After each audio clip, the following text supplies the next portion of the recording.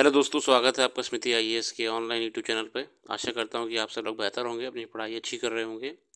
आज हम बात करने वाले हैं प्लास्टिक ग्लोमेरेट पे। ये एक नए प्रकार का पत्थर है जो हाल ही में चर्चा में आया है। हालांकि ये मुद्दा बहुत पुराना है। ये अभी अंडमान के पास में, जो आपके अंडमान द्वीप हैं, इनके पास में कुछ वैज्ञानिकों द्वारा, ओशनोग्राफर्स द्वारा रिसर्च करते वक्त पाया गया।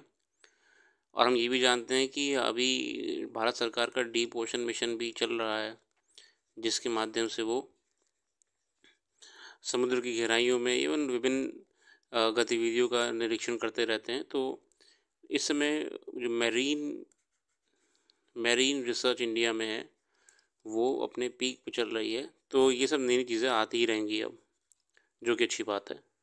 ओवरऑल अभी हम इस पे ना जाएं, क्योंकि तो आपको आइडिया हो ही गया अभी तक कि ये न्यूज़ में क्यों है। मैं जो चीज़ कहना चाहता हूँ आपके साथ, कि इसका ओरिजिन लगभग कहाँ से है। हालांकि इसका जिक्र 90s में भी करा गया था, मगर ऑफिशियली वर्ल्ड में कहा जाता है कि ये 2006 के आसपास चार्ल्स मूर साहब, ये यूएस के एक ओशियानोग्राफर हैं, उन्होंने ये पाया। कहाँ पाया था ये? आपका यूएस में जनरली कुछ वॉल्केनोस के पास में, या कहे हम यूएस में ही नहीं और जगह भी, इनके हिसाब से ये वॉल्केनो के नियर बाय रीजन में देखा जाता है। जैसे इन्होंने एक बीच का नाम दिया कैमिलो बीच, वहाँ पे इन्होंने ये बहुत ज़्यादा देखा समुद्र की गहराई में। ऐसा नहीं कि ऊपर पड़ा मिल जाएगा, मिल सकता है, मगर जनरली थोड़ा गहराई में मिल जाता है। वहाँ पे इन्होंने ये कहा कि जो वॉल्केनो कैमिलो बीच के पास में है, इसका जो रेगुलर फ्लो होता रहता है समुद्र में, इससे कहीं ना कहीं नीचे कांटेक्ट में आकर ये फॉर्मेशन हो रही है। और जो प्लास्टिक पोल्यूशन हम ह्यूमन बींग्स नदी वगैरह में फेंक देते हैं, या जो हम बिल्कुल अनट्रीटेड डिस्कार्ड कर देते हैं, वो समुंदर के सहारे कहीं ना कहीं आपके कांटेक्ट में आ रहा है। और जो एक नॉर्मल रॉक बिल्डिंग प्रोसेस है, जो एक रॉक बिल्डिंग प्रोसीजर नॉर्मल वाला है, मटेरियल्स का मिलना, फिर एक लंबी अवधि तक उनका मिक्स होना, फिर एक फाइनल प्रोडक्ट बन जाना, इसमें एक और स्टेज जुड़ चुकी है, वो है प्लास्टिक कुछ जगहों पे। और हम जानते हैं कि रॉक बनने का प्रोसीजर होता है, बहुत लंबे समय तक होता है। ऐसा नहीं होता कि तुरंत निकाला माइक्रोवेव में बन के तैयार हो गया। It takes a time, and if it is taking time that it means that it is actually the reality now. अब ये समस्या रियल हो चुकी है। ये प्लास्टिक सोचिए कितना पुराना होगा, कितने लंबे समय से इस फॉर्मेशन का पार्टिसिपेंट होगा।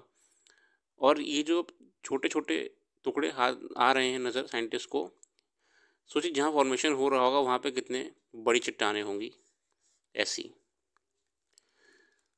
अब हम इसके बारे में बात करें तो यूएस में भी ये खोजा गया। यूएस में कई जगह पे खोजा गया, नीदरलैंड्स, यूरोप में भी खोजा गया। आपका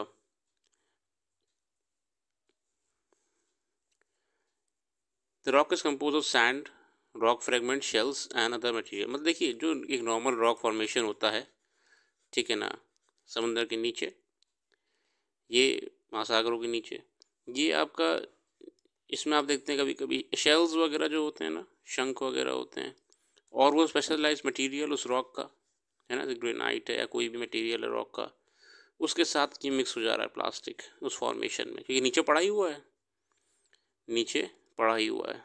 ये अब रॉक साइकिल का पार्ट बन रहा है, और ये ख़तरनाक है। साइंटिस्ट कह रहे हैं जो हमारी इकोलॉजिकल साइकिल है, इसमें ये ख़तरनाक चीज़ है रॉक साइकिल।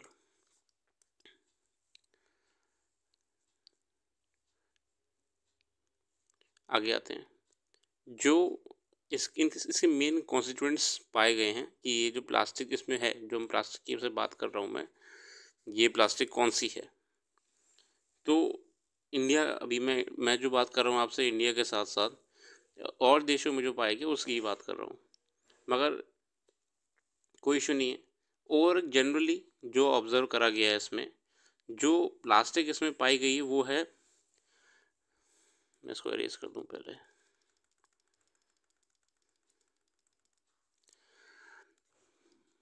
पॉली इथाइलिन और पॉलीविनाइल क्लोराइड PVC। और ये दोनों one of the most common forms of plastic है जो आपके आसपास देखने को मिलते हैं, चाहे वो पैकेजिंग मटेरियल है, चाहे वो टॉयज़ हैं, चाहे वो कोई भी जनरल यूज़ का आइटम है, इन सब में ये मटेरियल यूज़ होता है और यही हम आसानी से फेंक देते हैं। जो अगर आप मान लीजिए आप बोलेंगे सर हम तो नहीं फेंकते हैं, हम तो भैया डस्टबिन में डालते हैं। मेरा यहाँ आपसे जब भी मैं आपसे कहता हूँ कि आपका जिक्र कर रहा हूँ तो आपका जिक्र नहीं है, एक मानवता का जिक्र हो रहा है। आप भले डस्टबिन में फेंक देते हैं, मगर ये कहीं ना कहीं किसी न किसी ज़रिए से, जो मैंने समझाया भी था वाटर वाले एक्सप्लेनेशन में, कि ये नदी के सहारे, रिवर्स के सहारे जो डंप यार्ड से गिर कर, कभी कभी डंप यार्ड में बड़े बड़े पहाड़ होते हैं, इनसे गिर कर ऐड हो जाता है और ये बहता बहता पता नहीं कहाँ कहाँ चला जाता है। कुछ देश तो ओपनली, आप बिलीव नहीं करेंगे, कुछ देश ऐसे हैं जो ओपनली अपने जहाज़ों में ये कूड़ा रखवाते हैं और इसे ओशन के बीच में छोड़ आते हैं। ये है यूट्यूब पे तमाम वीडियोस प्रूफ हैं इस चीज़ का। घूम फिर कहीं से भी आ रहा है, ये मिक्स हो रहा है। पहला तो कंसर्न ही हमेशा रहा था जब कि जो भी प्लास्टिक है आपका, ये नीचे जाके ओशन वाटर बॉडी में मिक्स होगा तो वैसे ही हानिकारक है, क्योंकि इसको धीरे धीरे क्या हो रहा था, अभी हाल ही में अगर हम बात करें 3 से 4 महीने पहले की खबर थी, एक जो फिशेस का डायग्नोसिस किया गया, मैं बिल्कुल जगह का नाम भूल रहा हूँ, मछलियों का, और इवन एक वेल का भी, एक शार्क का भी, जो कॉर्प्स मिलते हैं, डेड बॉडीज़ मिलती हैं, तो मतलब उनकी डेथ का कॉज प्लास्टिक नहीं था, मतलब एक जनरल कॉज था। मगर जो बॉडी की ऑटोप्सी वगैरह की जाती है तो उसमें ये पाया गया कि इनकी बॉडी के अंदर भी माइक्रो प्लास्टिक के कॉन्स्टिट्यूएंट्स थे। माइक्रो प्लास्टिक्स के कॉन्स्टिट्यूएंट्स थे मतलब ये डेली जो अपना एक्टिविटीज़ पानी में कर रही हैं, जो नॉर्मल अपना समुंदर में खाने की खोज में तैर रही हैं या नॉर्मल लाइफ में जी रही हैं, तो उसमें कहीं ना कहीं ये डायरेक्टली इनडायरेक्टली प्लास्टिक कंज्यूम कर रही हैं फिशेस। ये ख़तरा था ही। अब इससे बड़ा खतरा तो कह ही सकते हैं इसको हम, क्योंकि हमने नेचुरल प्रोसेस को इंटरफेयर करा है, हमने एक नेचुरल प्रोसेस को ब्रेक करा है।